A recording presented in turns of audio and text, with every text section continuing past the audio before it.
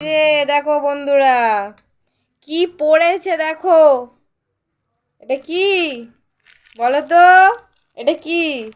এই যে আমি বলে দিচ্ছি এটা কেন পড়িয়েছি।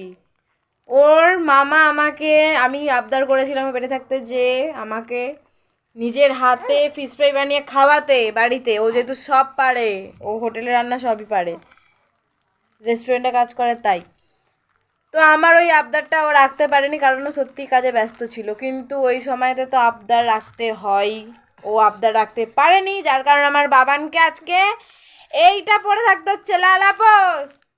দেখো এইটাকে ও খাবে, কি বলবো বলো, দেখো দুষ্টুমি দেখো, দেখেছো? ও এটাকে খাবে। মামা আমাকে ফিশ ফ্রাই খাওয়ানি বলে ও তেজের ঠেলা লালাপোস খাচ্ছে, বলো বলো, এই যে দেখছে ক্যামেরায়, বলে দাও।